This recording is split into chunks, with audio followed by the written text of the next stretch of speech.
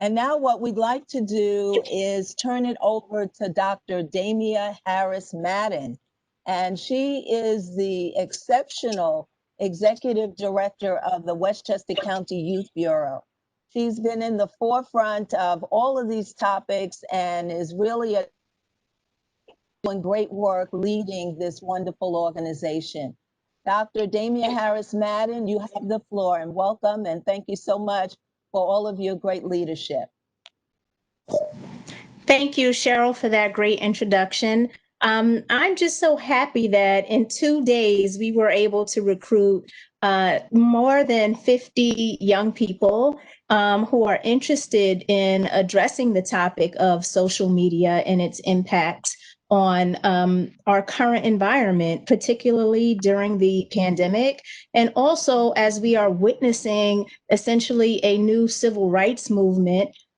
Given the many areas of unrest, we can talk about the various areas during this discussion. We have a dynamic panel of young people who, have the capacity to resist all of the lures of social media, but also are able to articulate very clearly the power young people have in terms of addressing some of the dilemmas that we face. And, I want to just say my computer often looks as though I'm reading. I'm speaking primarily off the cuff. So this is a candid conversation. I want people to be very honest about their thoughts, but also note that at some point we may be able to share clips of this through our social media. So I wanted to bring that up because I find myself very passionate about the subjects, and I know that all of the panelists that are assembled today share that type of passion, and that is why they are change agents in their respective communities. Another area of focus for the Youth Bureau is the youth voice. We want you to know that we see you. We see you clearly. We want to provide spaces and places where you are your authentic selves, but we also want you to be critical thinkers. And so hopefully young people who are tuning in will look at the panelists and the amazing MCs that we have today as those leading role models, as those change agents, also young people who are stellar. And so I would be remiss if I did not acknowledge the staff of the Westchester County Youth Bureau, particularly Kate Hubertus Sugg and Susan, who is unable to join us today, who's really been the backbone in helping to put this together. I'd like to also thank our distinguished special guests that are present today, Dr. Aku, as well as Commissioner Sanchala, who is an esteemed attorney and also Commissioner of Human Rights. I'd like to thank Cheryl also for assisting in this endeavor, but I would be remiss if I did not thank our county legislators that are present today. And Kate, I'm not sure if they're unable to mute, but I want to make sure that I do not miss any of them because they are taking out time today to actually listen to some of the young people that are here. So at a certain point, I will be giving them a shout out throughout the hour. We do have limited time, so this is like jam packed. But again, I want to say thank you to everyone who has agreed to participate in today's forum. I do believe we also have Westchester Children's Association in attendance, as well as other nonprofit leaders that and organizations that want to hear from young people. So at this point, I'm going to turn this back over to Jack and Kennedy. Jack is going to actually start off. We do have 4 questions that will be asked of young people, but we will hopefully have the opportunity to open up as we move forward to allow the voices of young people who are on this call. Thank you. Take it away, Jack. Awesome. So to start off, I have the absolute distinguished pleasure of introducing Commissioner Sanchala, Executive Director of the Westchester County Human Rights Commission. Prior to serving on this commission, he served for 8 years on the Human Rights Commission Board. And he was also a distinguished law attorney for over 20 years. So Commissioner Sanchala has been doing fantastic work, and we are so Honored to have him speaking here today. Commissioner Sanchella, I'm going to turn it over to you. Thank you for that lovely introduction, Jack. And thank you to Cheryl and Dr. Harris Madden for inviting me to speak for a few minutes today. I'm going to do my best to get us a lot of information in within 5 minutes within my allotted period. So let's get started. We're living through a dual pandemic of COVID-19 and racism. We're seeing an increase in racism, xenophobia, anti-Semitism, and other forms of bigotry and hate right now. For example, Asian Americans have reported over 2,500 instances of hate and discrimination since the beginning of the health pandemic. All of us are spending much more time interacting with each other online and our community online. And I think that's why it's so important for this conversation today to talk about how hate groups are using social media to target and recruit teenagers like the kids on this call and to spread their messages. The FBI has stated that white supremacy groups and racist terrorist groups pose the greatest domestic violence threat to our country. There are approximately 1,000 hate groups operating in the United States, including 44 in New York State, according to the Southern Poverty Law Center. Those are outstanding, astounding numbers. Before, hate groups used to recruit on a face-to-face, on a local basis. Now, teenagers are only 2 clicks away from the most extreme content online. And according to a study, more than 50% of teenagers have reported that they've encountered hate speech online on social media platforms. So I want to talk today about how hate groups have developed sophisticated systems to target and recruit youth online and in person on high school and college campuses. The founder of the website, known as the Daily Stormer, it's one of the most prolific white supremacist websites on the internet, has said that they target white males between the ages of 11 and 14 online. If you think about that, they admit they're recruiting middle school students. They target youth who are vulnerable and who are seeking a community and a sense of belonging and feel like they want to be a part of something. They tap into people's fears, anger, and isolation and give them someone to blame. The groups seek to cultivate an us versus them mentality. And I'm going to talk about some of the examples on social media. Hate groups post racist and sexist memes and videos on YouTube and Instagram. They post on bulletin boards like 4chan and Discord. And the more extreme versions like 8chan and Gab. Most of these bulletin boards allow posters to remain anonymous. Typically, they initially start with jokes and memes, and then they'll lead to darker content. Now, I listed these sites on this slide, but I want to emphasize that these are really terrible bulletin boards and terrible message sites. I don't recommend you go on them at all. One of the more popular gaming programs is called Fortnite. It's a multiplayer gaming platform that allows players to interact with strangers in real time. Some players use racist and sexist usernames to perpetuate hate and as a method to find people who agree with them. Adults enter chat rooms and lure youth by creating friendships. They use messages in the chat such as, white men are under attack in America. They use phrases such as reclaim America. Some hate groups even have gaming forums on their website that talk about recruitment strategies of youth. In addition, hate groups have found that YouTube, we all use YouTube, has been a very efficient way of spreading their message. YouTube's algorithm is designed to keep you on the platform by recommending new videos based on the past videos you've accessed. And it can really lead to a teenager going down a rabbit hole of hateful content. YouTube has a feature called Super Chat, where people can chat and donate money. Hate groups have co-opted this feature to spread their message as well. Some people donate $14.88 as a reference to a combination of white supremacist symbols. I want to break down what those numbers mean. The first symbol is 14, which is shorthand for the 14-word slogan, which goes, we must secure the existence of our people and the future for white children. The second is 88, which stands for Heil Hitler, H being the 8th letter of the alphabet. These symbols signal their support for white supremacy groups, and they signal to other members online that they are welcome there. If you can move to the next slide, Cheryl. I was fortunate last year to see Sacha Baron Cohen speak at the Anti-Defamation League's Never Is Now Summit. He spoke about how social media platforms are the greatest propaganda machines in history. He talked about how Facebook allowed people to post Holocaust denial stories called holohoaxes. And it was not until last week that Facebook banned Holocaust denial posts. TikTok recently announced it has removed hundreds of thousands of videos and more than 1,000 accounts this year for violating its hate speech policies. Some legislators have proposed a bill to hold social media platforms accountable for their algorithmic amplification of harmful content. Now, a link to Sacha Baron Cohen's speech is included on the slide. And if there's only one thing that you remember from my talk today, I hope that it is that you watch his 24-minute speech about the dangers of social media. It is really eye-opening in many ways. And some people might, I speak to a number of people and they say, Tejas, it's just words of hate. It's not any actions, but it's important for people to remember that hate escalates. And some perpetrators of domestic terrorist attacks, like the attacker in Pittsburgh, in New Zealand, were participants on online platforms and message boards. They were influenced by what they read.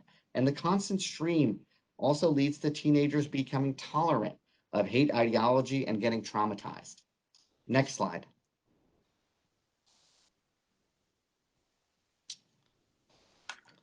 Young and old get their news on social media. It's important that people use critical and analytical skills to read articles and consider their sources.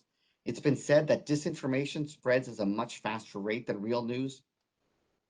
I'm really excited to see all the children, all the students on this panel today, and you have a really extraordinary opportunity to expand your horizons and learn about American history. When I attended high school in Westchester County, I did not learn about Juneteenth.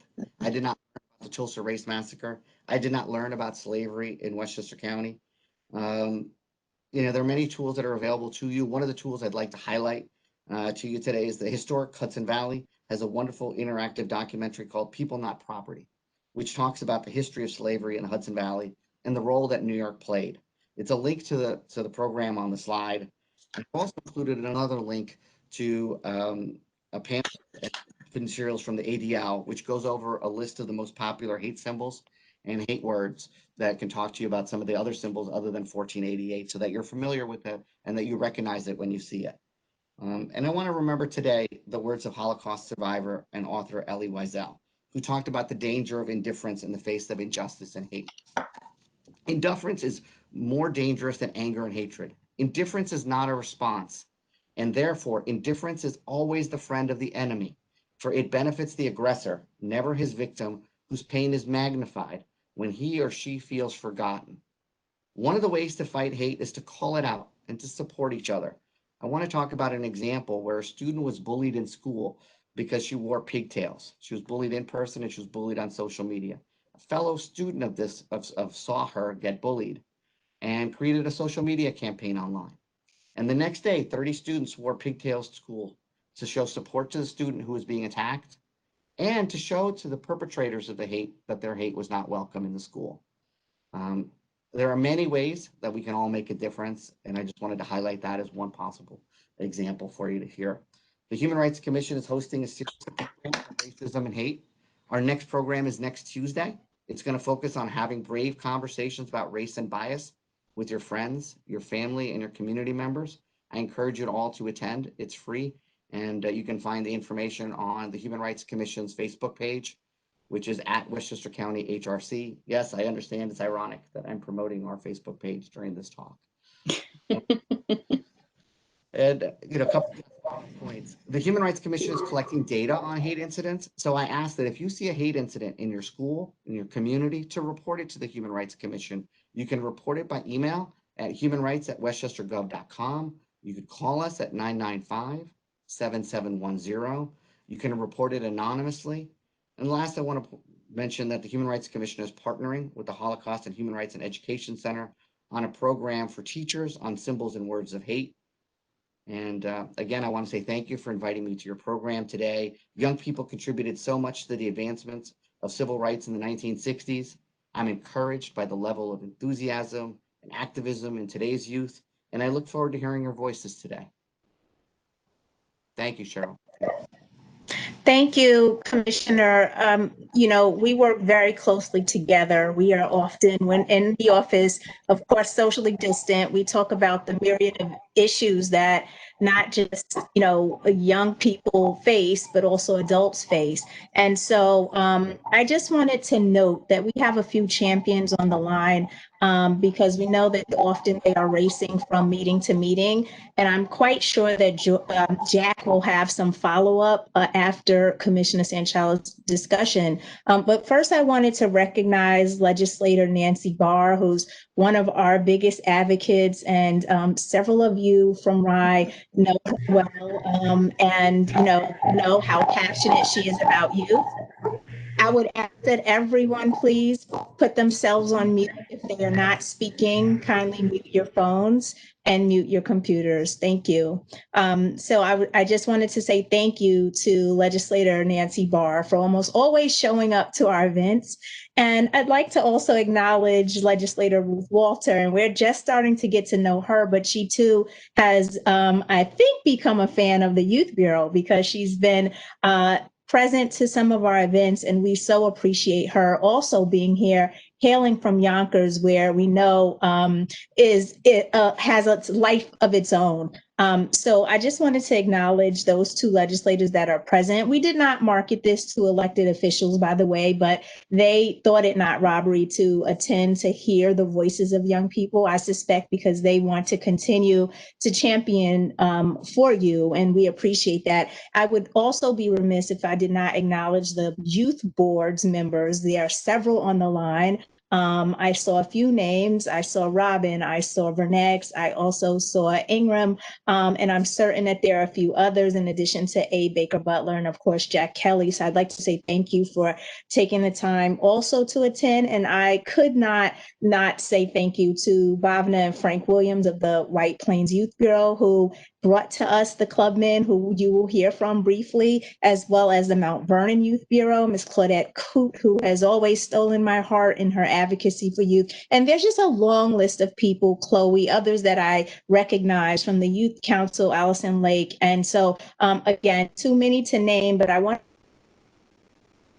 time to listen. This is really about youth. So I'm going to be quiet. And it's the cool ways in that again, but I would be remiss if I did not acknowledge those special persons who took the time out today. So Jack, I'm going to turn it back over to you because I know that you have membership in so many organizations and you have dealt with March for Their Lives. You hold very prestigious positions, within various organizations, but it really does speak to trying to end hate. And so I'd like to turn it over to you if you could just spend a couple minutes, cognizant of time, just to follow up on what some of the things Commissioner Sanchella mentioned. Yeah, absolutely. First of all, I think that Commissioner Sanchella was absolutely spot on. Gave very eloquent words about the intersection of hate and specifically its proliferation on social media. The thing that I would definitely want to underscore is that sometimes it's more insidious than what we might imagine. I think that we buy into this fallacy that hate only exists if there's a swastika on it or if it is conspicuous and we can absolutely discern it.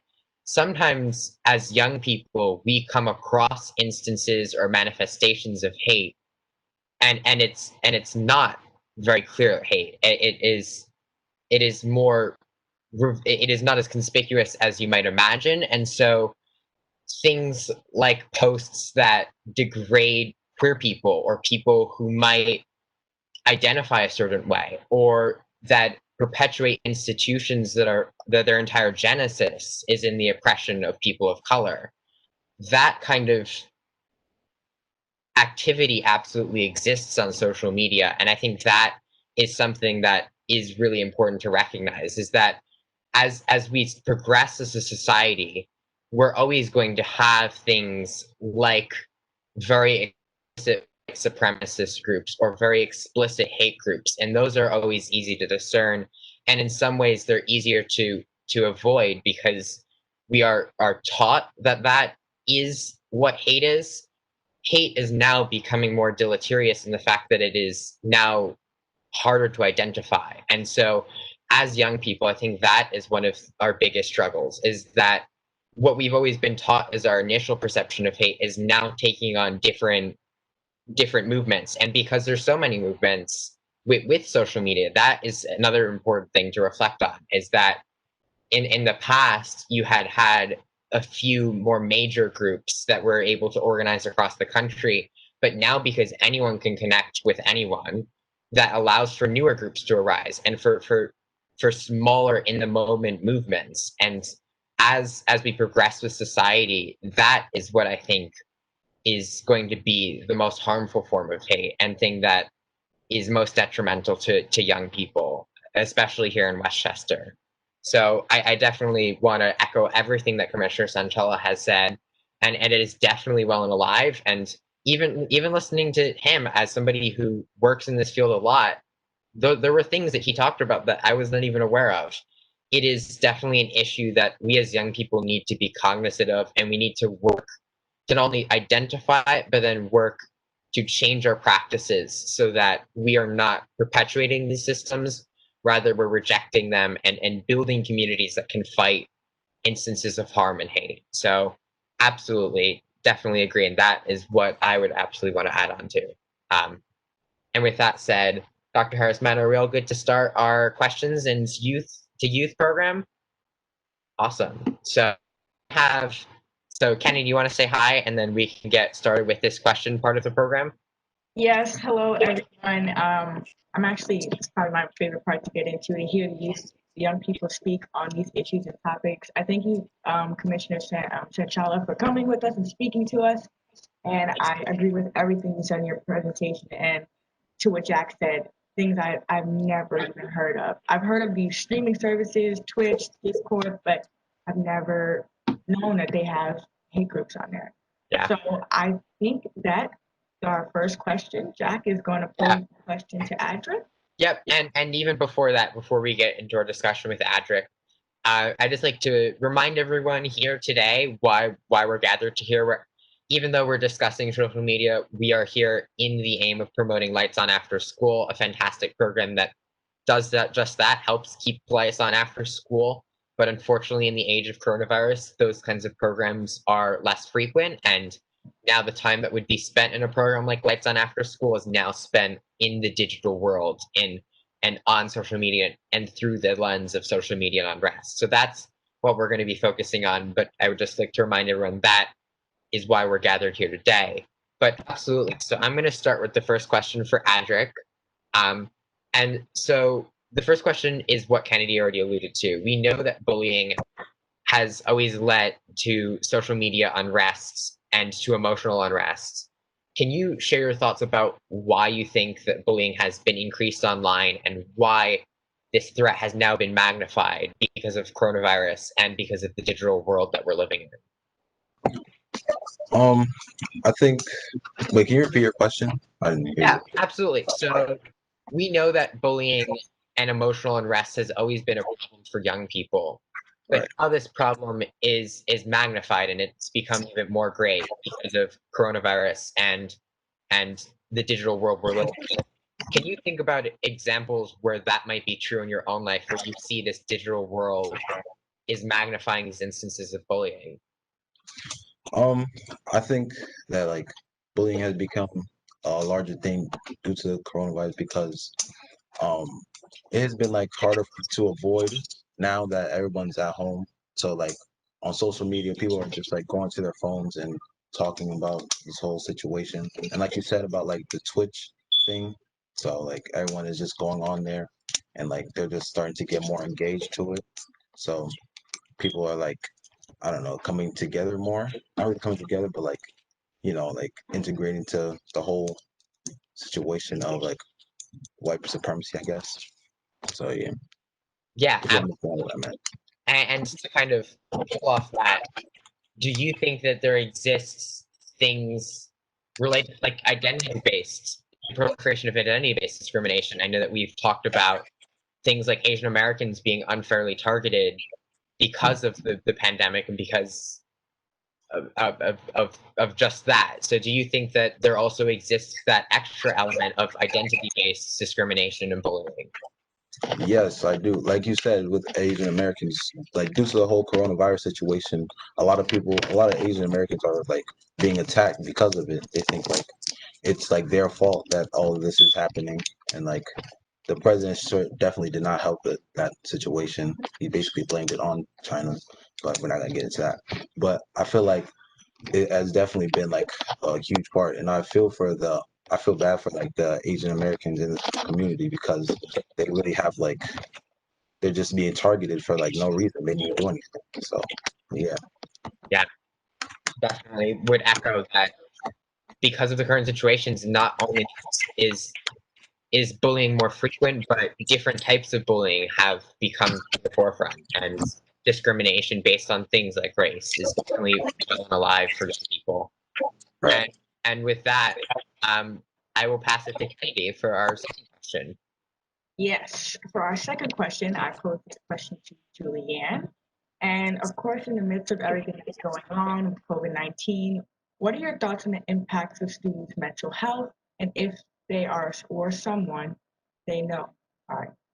What are your thoughts on the impacts of mental health and if they or someone they knew have had lived experiences with social media impact on mental health?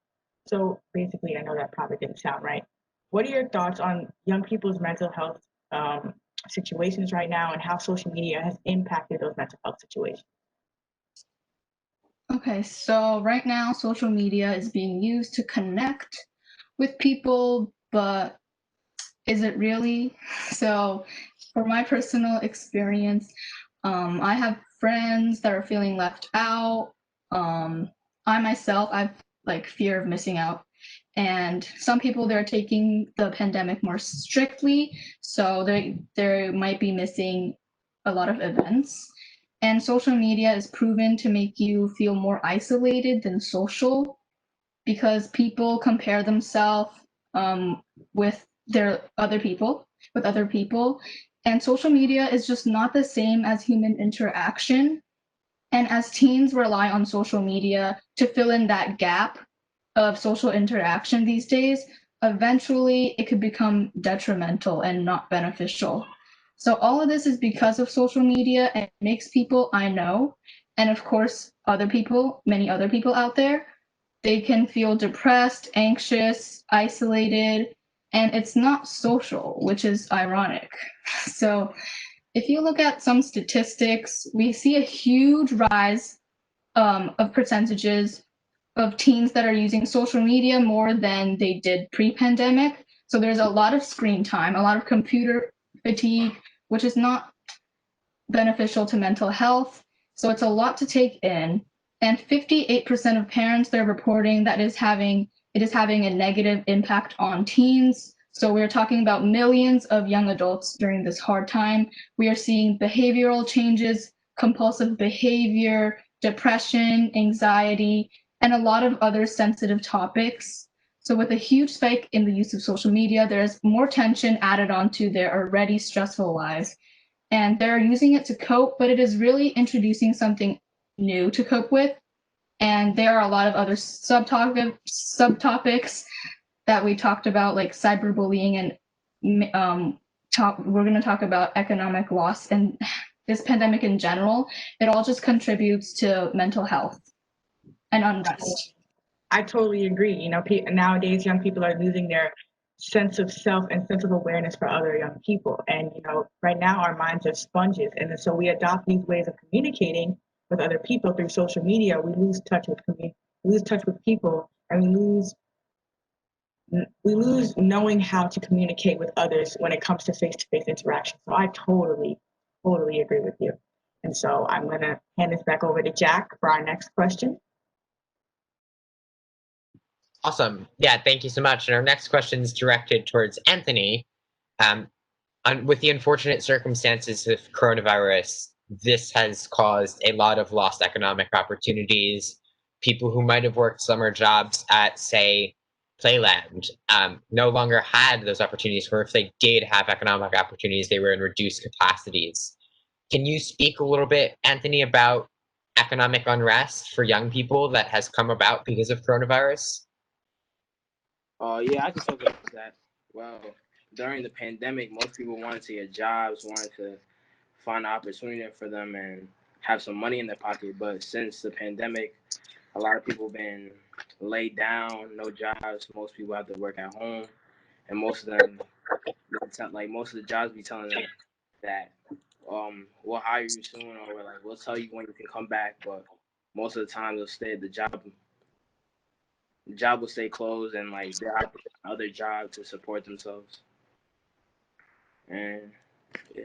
Yeah, absolutely. We've definitely seen that because young people do need to support themselves in different roles, this has caused a lot of setbacks for young people. And that has led to this broader range of idea that we're examining today, unrest. And there certainly have been economic unrest for young people. And then for our kind of final overarching question that's going to branch off into a few different segments about activism and the intersection for young people there. Kenny, do you want to get us started with the first part of question 4? Yes, thank you. And this question is for Shweta and Ava. Of course, we know, in the rise of activism and protest and social unrest around the world, our communities, have fallen to, different type of time, a different type of social activism. So during our spare time, many youth focus on activism and improving conditions in our local communities. What opportunities have you taken to advocate for social unrest, other activities that are going on currently right now? Shweta, you can go first. Repeat the question. My connection's a little bit laggy. Okay, so of course, now we are in a social unrest period, and we've been going through a lot of protests and of course the elections coming up. What have you done in your communities? What have you done to advocate advocate, and what opportunities have you had for the change in your community? As I introduce myself, I am in the YECC, and we have, just really quickly, sustainability has to a certain extent been put on the back burner because it is not as heavily talked about due to the worldwide pandemic since around last year. But what I've realized, or I've come to realization, is that it's actually causing a lot more participation within these movements. Yes, there's a lot of intersectionality with the Black Lives Movement and all of these these power plants and all these different movements. But I feel like we have been able to realize the little things that matter, such as, at least for me being on the YECC, I know we have been talking about composting and reducing, reusing, and recycling.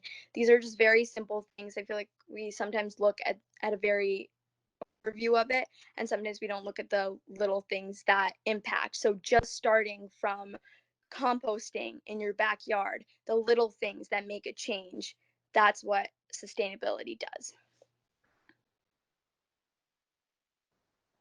Ava? Hi, thank you so much. I would love to speak to this topic as well, although it'll be hard to follow up Shweta because she did such an amazing job. We are so lucky to have so many young people in Westchester County who value activism. And amidst the current political climate and pertinent civil unrest, many young people are longing for physical ways to advocate for and show support for the causes they believe in.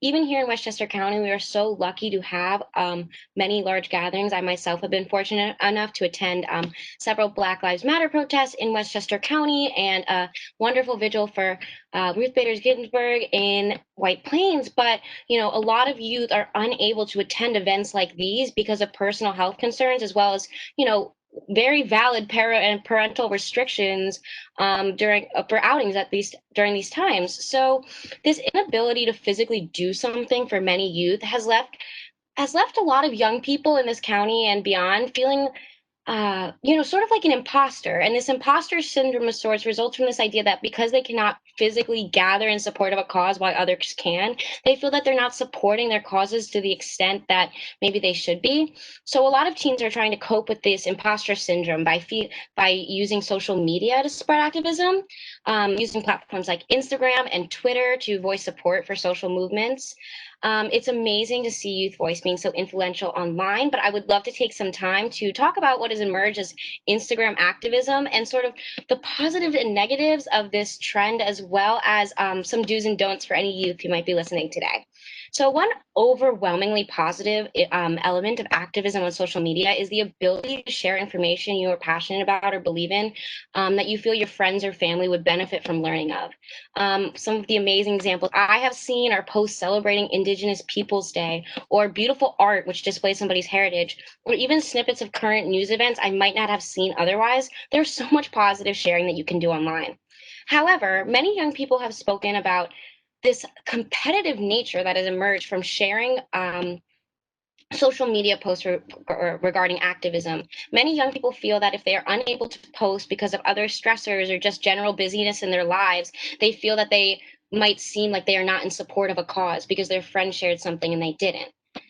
We've spoken a lot today about the impact of prolonged screen time on youth mental health, especially with a large portion of youth free time being spent on screens even after a day of online school. The last thing we should strive for is pressure to post something surrounding a phenomenon of activism online that should be completely positive.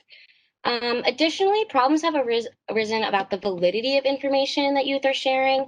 Because you can post almost anything online, especially on apps such as Instagram or Twitter, it is important for youth sharing news online to fact check, although unfortunately this trend is not very common.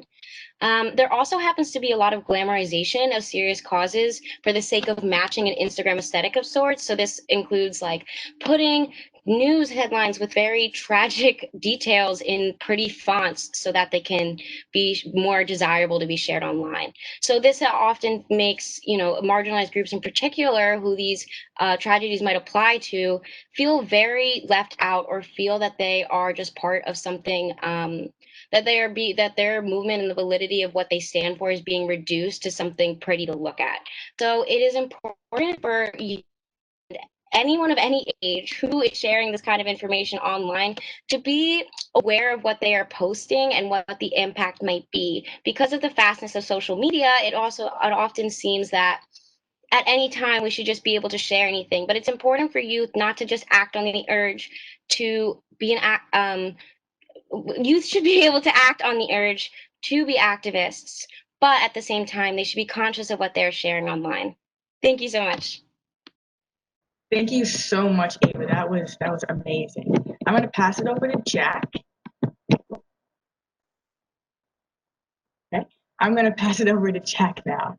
Yeah, just briefly before we wrap up this program with the amazing Dr. Aku, we wanted to give Abe Baker Butler a chance to kind of talk about activism that he's done and that other people have done to kind of help bridge the technological divide that definitely affects so many young people. Well, thank you, Jack, and I appreciate the chance to speak for a few minutes about this.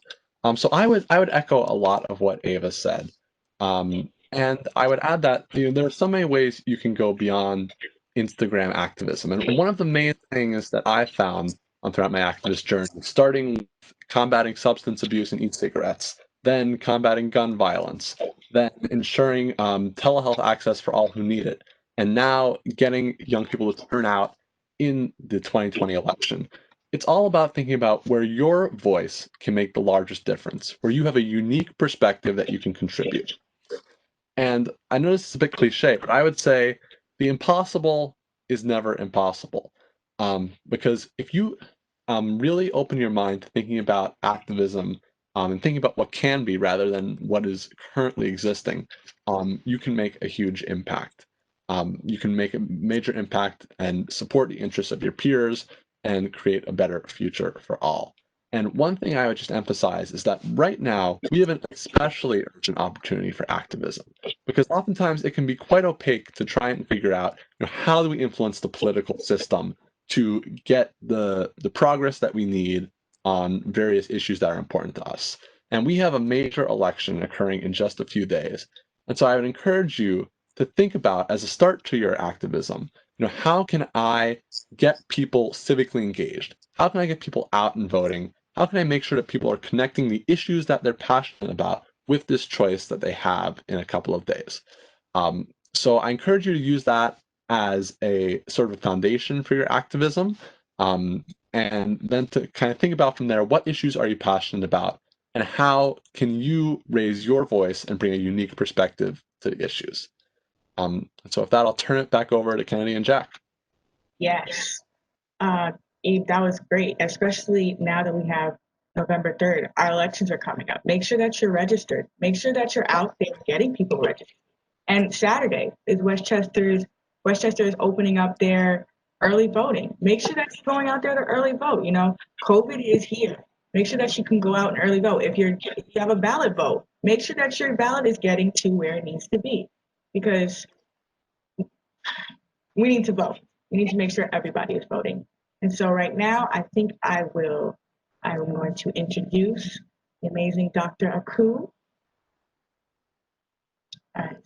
Yes. So right now I have the pleasure and the honor, and we all have the pleasure and the honor of hearing from Dr. Aku. She is an amazing psychologist. She has been in practice for 20 years, longer than I've been born. She was a professor at NYU. She was a former president of the New York Association for Black Psychologists, and she's an author. That's crazy.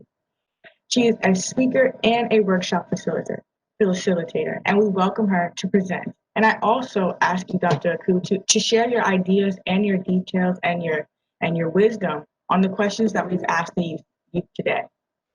I give you Dr. Aku. Thank you so much for having me. I am so honored to be here with such a fabulous panel of young people. You guys were fabulous. I have so little to add, and I know we have so little time. So let me just say a few things. One of the things that I thought that you might be interested in knowing is that amongst all those other things that I do, one of the things I do is I teach the New York City Police hostage negotiators and emergency response teams about mental health, mental illness, communication, and de-escalation. And I thought that was kind of relevant to some of the things we talked about today. And certainly if there are any questions, I'll answer those questions about that later. Next slide, please. As you guys said so many wonderful things today, and in the conversation, it was so clear that social media has a strong effect on all of us. And that effect can be positive or negative. And I could spend hours talking about different aspects of it. I'm going to really focus on just one aspect in terms of enlightening everyone about why social media has such a strong effect on us.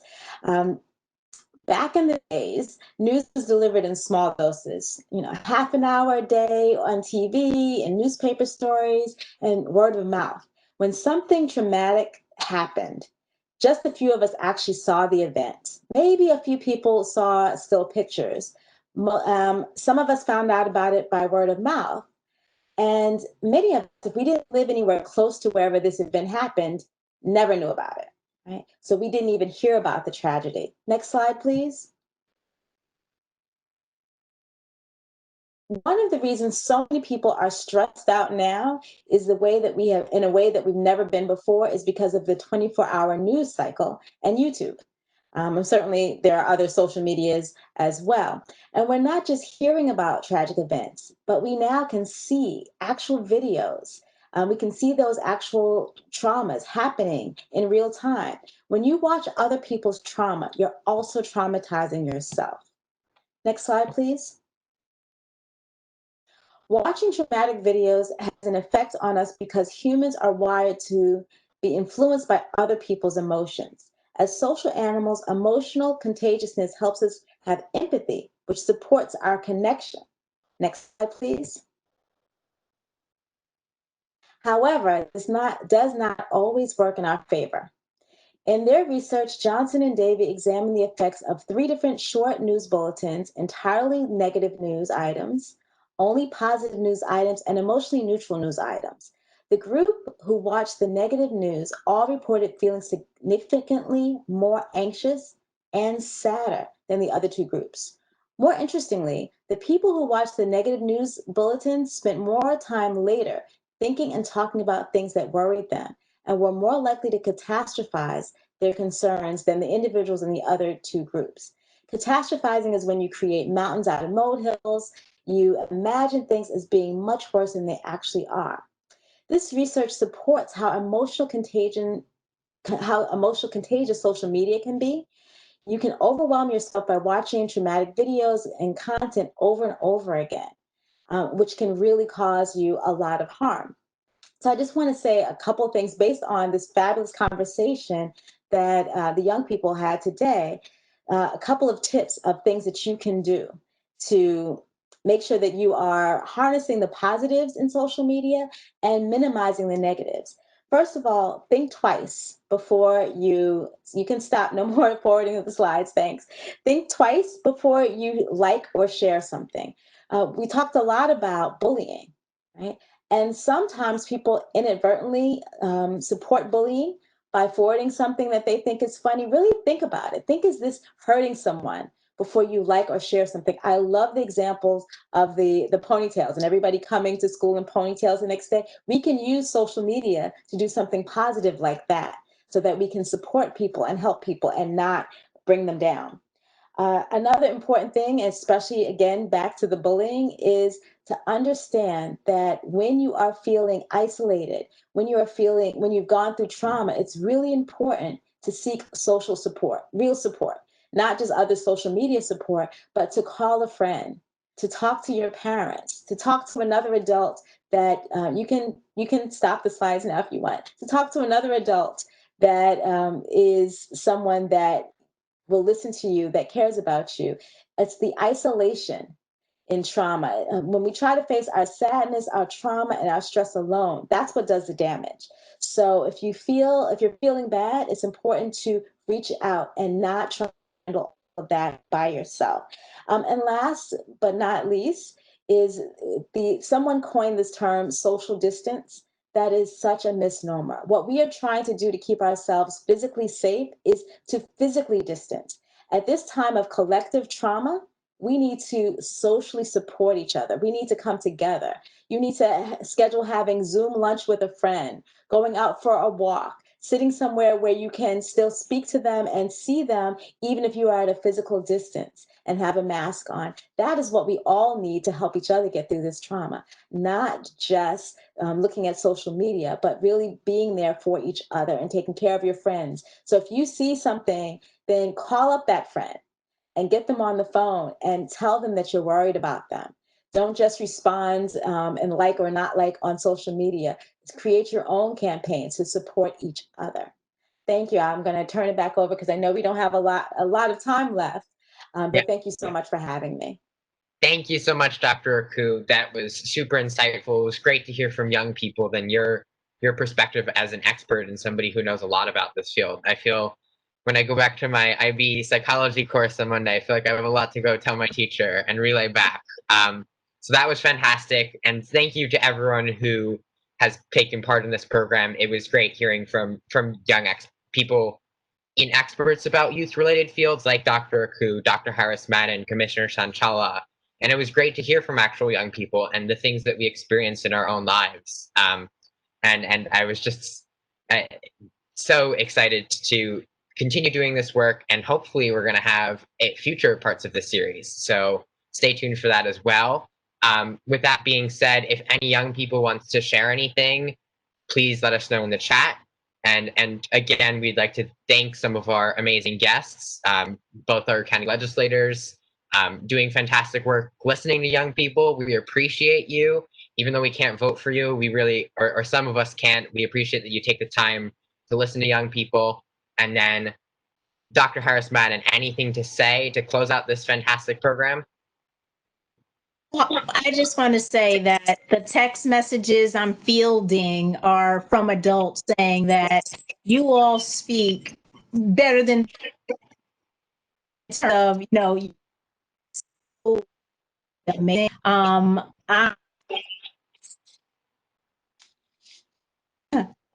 knew who and there were others on our team who knew who to look for. And that's not to say that there aren't many more amazing young people. They are, but you all are the cream that rises to the top.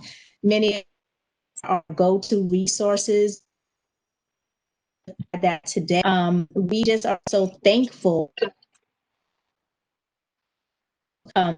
give this insight to so many young people. We had 2 days to actually promote this. This was out of a conversation I actually had with Jack and Cheryl and said, let's do it. But as Jack said, we look forward to part 2. We were hoping to allow those that are in the session to actually ask some questions or add to the conversation. And I'm sure that we're able to do that because we're in a private room. For your own security, we wanted to make sure, since there were some topics that were very sensitive, we did not want to open this up in a mass way. We wanted to control registration, but we can use the chat if there are young people who are not on the panel that would like to ask a question, make a statement. They can actually type it in so that we know for our next round. I want to say thank you so much, Dr. Aku. You are like super in terms of your brevity, but like key points. I was taking notes. I also read in the chat the recommendation by Legislator Walter. As a parent of 3 girls, it's a social, the movie she mentions, I'm actually going to watch this weekend. So thank you for that. I want to also say that, you all just, we could do so much more, but we were cognizant of time and we did not want to overburden you because we know you have Zoom fatigue. I think that, with so many changes and so much remote work, I have a 14-year-old, it's like not enough hours in a day, yet you all made and took the time to do this. Also to Commissioner Sanchala, who is like extremely busy on the many programs that he's offering. Please take him up on his offer. Should you want more information about hate incidents or the differences between hate crime, hate incidents, maybe you have to write a paper on it. He's your guy. He's extremely resourceful and we thank him as well. And again, to the entire staff of the Youth Bureau, the Youth Board, our YECC, you make me so proud and I'm so glad that we started this. The Youth Council who joined us. I mean, everyone who's on board, we appreciate you. And again, I don't see anything in the chat coming up. I do see some comments basically stating how fantastic it really does a difference. Unless there's something else.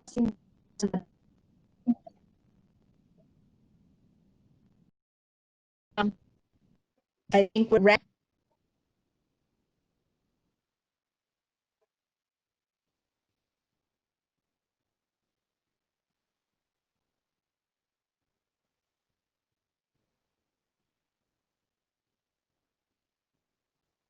I think I'm Dr. Harris. frozen. Yes, I think I recognize you're frozen. Okay, you're good now.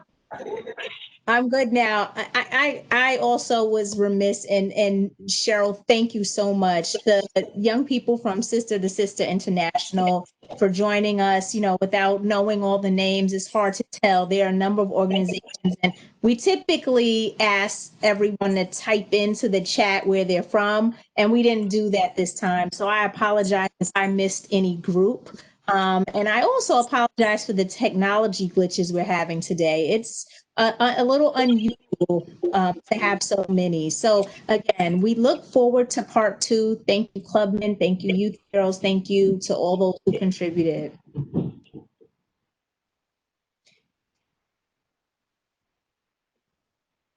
Thank you, everyone. Thank you. Okay. Oh, can we just take a quick shot? I will try my best here with my phone. I don't know if anyone else can take some shots. That would be great without their phones getting in the way. I'm coming off as a blur, so maybe I shouldn't. I think If you know how to, you can take a screenshot on your computer.